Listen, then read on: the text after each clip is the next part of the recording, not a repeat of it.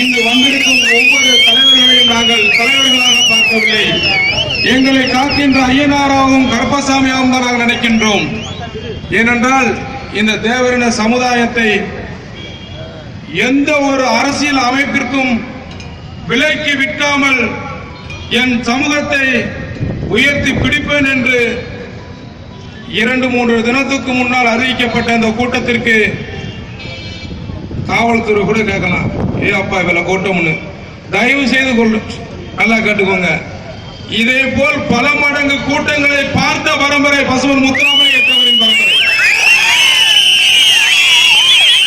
இது கோட்டைக்கும் வந்த கூட்டம் அல்ல, உண்மைக்கு வந்த கூட்டம். இது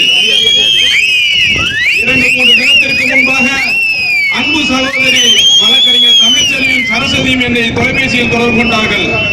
அண்ணா, இது வெள்ளிக்கிழமையாக இருக்கிறது, அரசு விடுமுறை நாட்கள் கிடையாது, திராவிட இயக்கம் போல் சனி ஞாயிறிலே நமக்கு பெர்மிஷன் கொடுக்கப்படவில்லை, எப்படி கூட்டம் கூடும் என்று கேட்டார்கள். சகோதரியிடம் கூறினோம், ஒன்றுமே இல்லை, 3 எழுத்து மந்திரத்தை பயன்படுத்திப்பார், நேதாஜி தேவர் என்று உச்சரித்துப்பார், ஒட்டுமொத்த இளைஞர் பட்டாளமும் மதுரை மண்ணை முற்றும் என்றோம். இது மதுரையிலே முடிய வேண்டும் என்று நாங்கள் நினைக்கின்றோம். சிறையிலே வாடிக்கொண்டிருக்கும் கைதிகளை நீங்கள் கருணை அடிப்படையிலே விடுவிக்கவில்லை என்றால் மதுரை இது ஒரு எடுத்துக்காட்டு. ஒட்டுமொத்த தமிழகத்திலும் நேதாஜி சுபாஷை கண்டன ஆர்ப்பாட்டத்திலே களமிறங்கும்.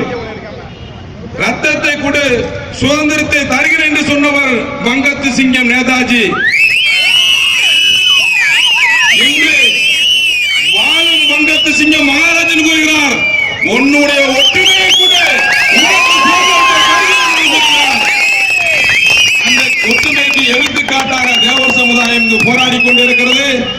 வாழெடுத்தது போதும், காகிதம் ஏந்தி போராட நாங்கள் தயாராக இருக்கின்றோம். நேரங்காலம் தாமதத்தின் காரணமாக அடுத்த கட்ட பொதுக்கூட்டத்திலே பேசுவதற்கு வாய்ப்பு தாருங்கள். இங்கே வருகை தந்திருக்கும் எனது ரத்த சொந்தங்களுக்கு என்னுடைய மனமார்ந்த நன்றியை உங்களுக்கு பாதத்திலே சமர்ப்பிக்கிறேன். நன்றி, வணக்கம் உறவுகளே.